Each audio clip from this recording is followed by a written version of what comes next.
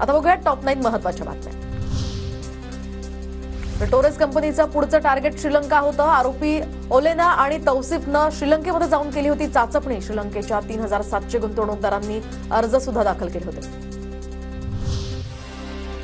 तर पुण्यामध्ये आज आर्मी डे निमित्त पथसंचलन, तर खडकी या ठिकाणी बीईजी ग्राउंडवर परेड। भारतीय लष्कराकडून विविध प्रात्यक्षिकांचं सादरीकरण। संरक्षण मंत्री राजनाथ सिंह यांचीही इथे उपस्थिती। राज्यातील राखीव वनक्षेत्रामध्ये वनसफारीचा आनंद घेणाऱ्या पर्यटकांनी वन्य प्राण्यांची वाट रोखून धरू नये, अन्यथा कारवाईचे वनमंत्री गणेश नाईकांचे संकेत। इगतपुरी चारोटी या दरम्यान 85 किलोमीटर लांबीच्या महामार्गाचं संरेखन हे या ठिकाणी निश्चित, तर संरेखन करण्यात आलं। दरम्यान नागपूर मुंबई समृद्धी महामार्गावर वाढवण बंदराला हा मार्ग जोडला जाणार। संरेखनाचा हा प्रस्ताव अंतिम मान्यतेसाठी राज्य सरकारकडे।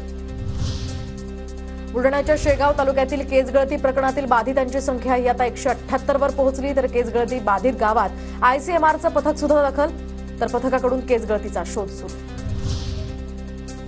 राज्यामध्ये यंदाच्या हंगामातील ऊस गाळप जोरात, तर 461,57,000 मेट्रिक टन ऊस गाळप पूर्ण। सर्वाधिक ऊस गाळप पूर्ण करून पुणे विभाग आघाडीवर, साखर आयुक्त कार्यालयाची माहिती। पश्चिम महाराष्ट्र, उत्तर महाराष्ट्रासह आज मराठवाड्यामध्ये हलक्या पावसाची शक्यता, तर पुणे वेधशाळेचा अंदाज ढगाळ हवामानामुळे किमान तापमानात वाढ होण्याची शक्यता।